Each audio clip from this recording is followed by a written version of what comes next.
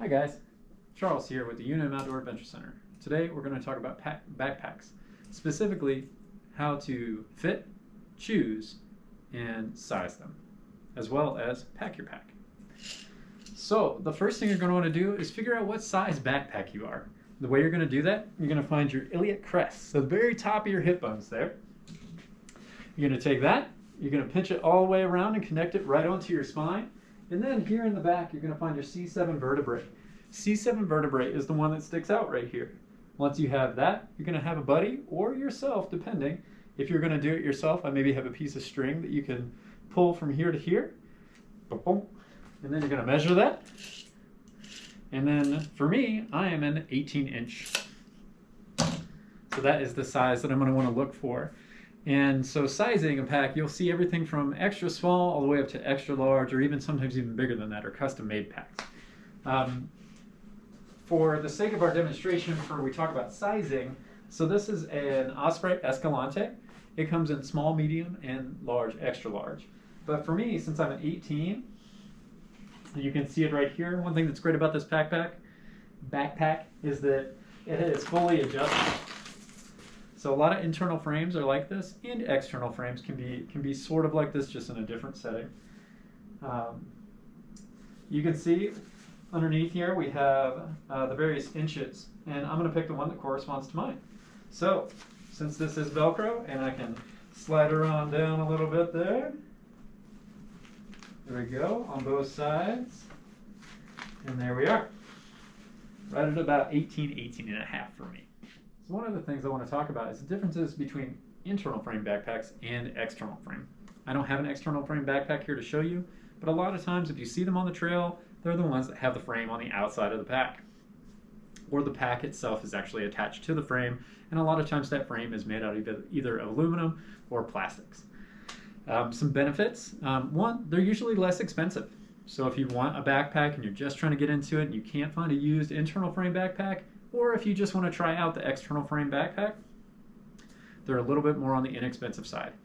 They may be a little bit harder to find. A lot of times the internet's going to be the way to go on that.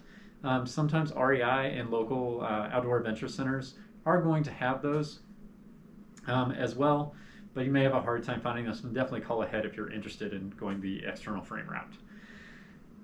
Again, a couple of the benefits of them are that the frame itself allows you to evenly distribute the weight. You can do that in an external or an internal frame backpack as well, but in an external frame it's a little bit easier to do. Some cons of an external frame backpack. They're a little bit bulkier. They sit a little bit higher too, so the center of gravity might get thrown off a little bit. Also, if you're going through any space that needs quick movements, or you need to be a little bit more agile, flexible, external frame backpacks are probably not the way to go. They're going to snag, especially on branches and things like that. If you think about it, it's essentially taking something that looks like this and attaching it to a frame. So things can get in between that. But one of the benefits of that is that it gives your back a whole lot of space to breathe. Because it's taking all this padding off of your back, it allows much more airflow to go through there. Internal frames have come a long way. You can see even in this one, it's got some pocketing and things like that.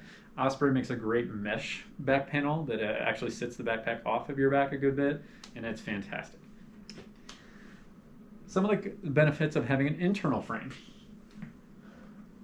As we talked about with the external frame, having that big frame on there makes your movements and things like that, you have to be a little bit more thoughtful about those. With an internal frame backpack, it hugs so tight to you that it actually becomes part of your body. So when you move, it makes that movement with you right away. So you have it all cinched down and everything. It gets you through brush very quickly. It puts weight a little bit closer to your back, so your center of gravity maintains that nice compact center of gravity so that when you do move, it moves with you. Con is it's going to be a little bit more on the expensive side. Typically the staves within these are usually made of plastic or aluminum, or in some cases fiberglass or even carbon fiber. So you get a little bit of a lighter pack out of this as well. Next I want to talk about anatomy of an internal frame pack. So pockets. Up here we have the brain. This is a lot of times this is detachable too. This is a great spot to store things you need to access quickly. snacks, sunscreen, sometimes toiletries, maps, things like that. Great spot for those. Try to keep it lightweight because you don't want a big heavy thing like sitting up here around your head, throw off your center of gravity. You'll notice that's the theme. We want to have a good center of gravity. Other pockets that you might see. We have this nice kind of expandable, big stretchy pocket out here. This is great for layers.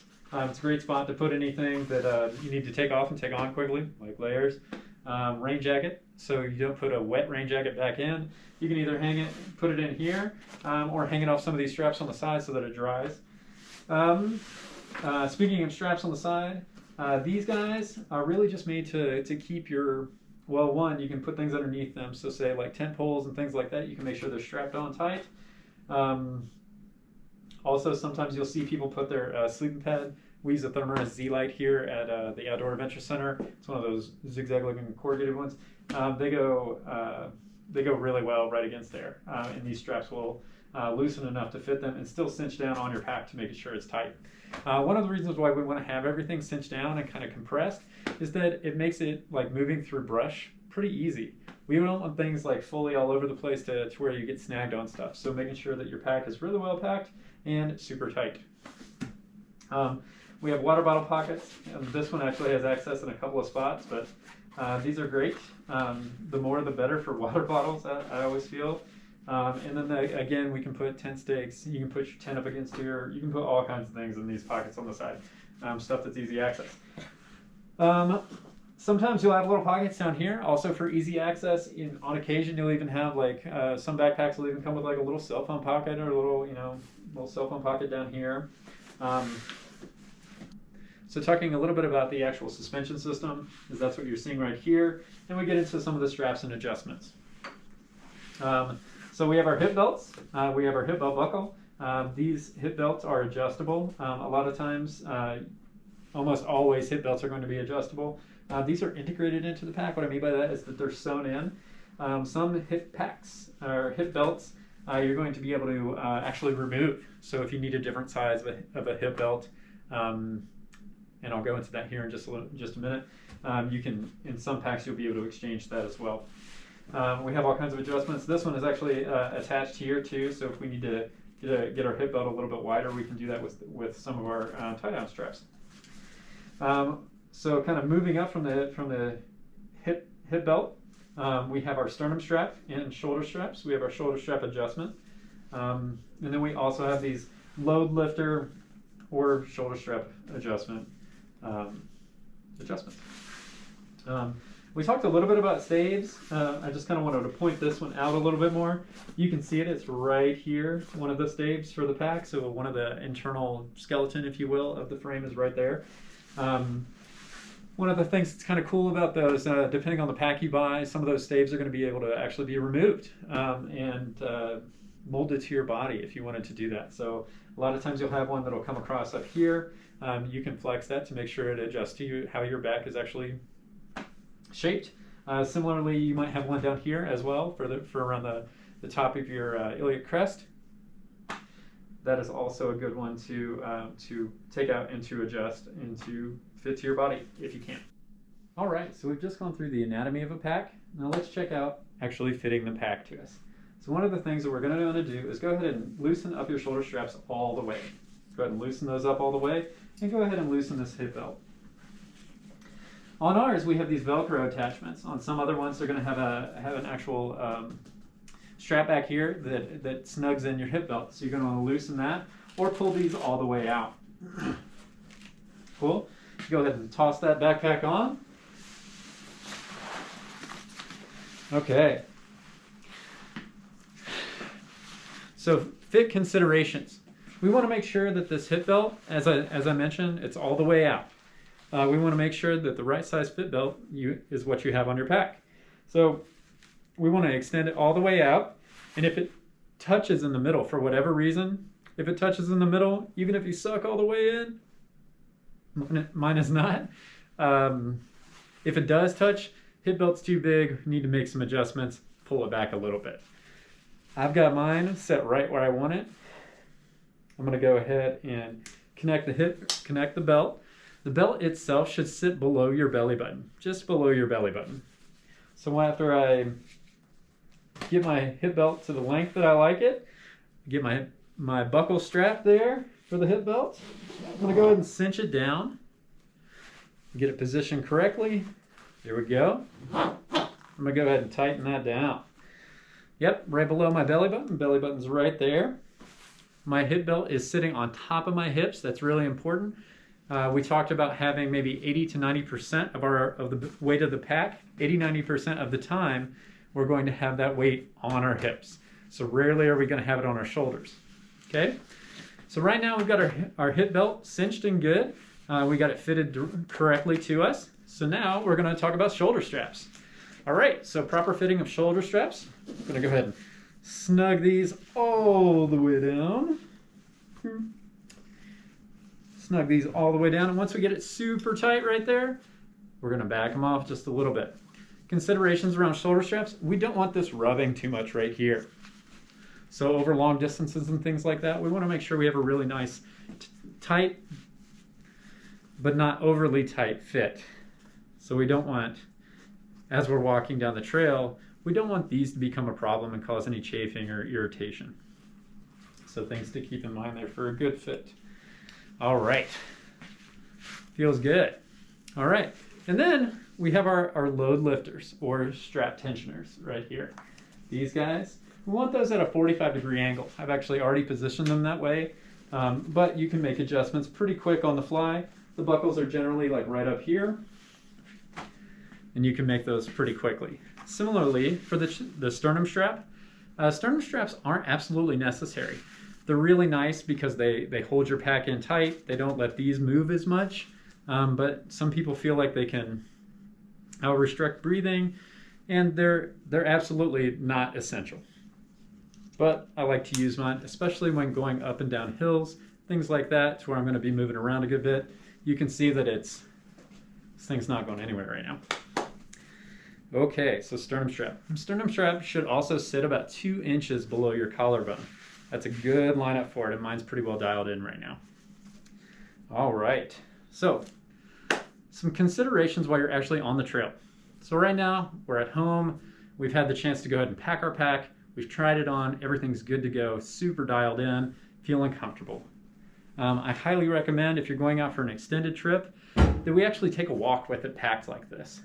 Again, remember, when you're packing your pack, or when you're fitting it, you want to make sure there's about 30 to 35 pounds. I go ahead and recommend pack your pack like you're going on your trip earlier in the week, and go ahead and get ready. So go out and go for a moderate hike, or hit the gym and just do some stair steppers. I see people all the time here in Johnson Center using the stair steppers here to test out the weight of their packs, or going around Johnson Field. So some considerations when we're actually on the trail. You're going to want to be doing fine-tuning the entire time, because as you move, the stuff in your pack has moved, or depending on the trail, you may want to adjust due to the trail's terrain and things like that. So again, we want to, about 80 to 90% of the time, we're going to have all the weight actually focused on our hips here of our pack. Say that our shoulders are taking a beating, and we want to give them a little bit more breathability and just give them a break. We're going to go ahead and cinch down this waist belt and loosen up these shoulder straps. And just to demonstrate, don't want to loosen them too much. There we go. You can see right there across my back, there's a ton of breathability. I can stick my whole arm back there. This centers all the weight directly on my hips. So as I'm, say, hiking uphill or something like that, hiking uphill, this is one of my favorite moves because it takes everything off of my back, gives myself a breather, and as I'm huffing and puffing up and down this hill, I'm sweating like crazy. I don't have anything actually directly on my back. When I go downhill, I'm going to put that back on, probably put my sternum strap on, especially if there's any kind of, rock steps or any kind of switchbacks or terrain like that where I'm going to be moving quickly. I'm going to go ahead and get my shoulder straps back down and be ready to go for it.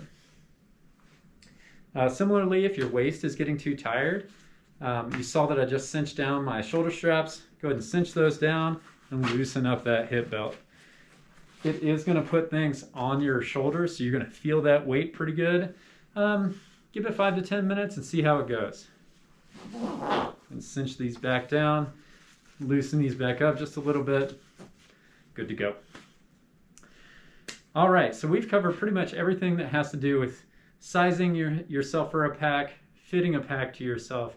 Let's go through a little bit about packing your pack. Packing your pack is going to make a huge difference to the comfort that you experience on your hike.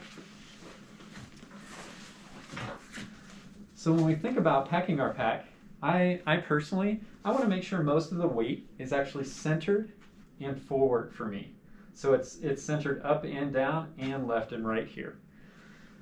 For me, it keeps that we talked about, the center of gravity that you want to have. It keeps a really nice tight center of gravity. So anything that's super heavy, most of the time it's food and water and things like that, and maybe some of your cooking utensils and things, are going to be centered right here on your back. Cool? And then you're going to pack around that with lighter weight objects and try your best to make sure that everything is symmetrical, up and down, left and right.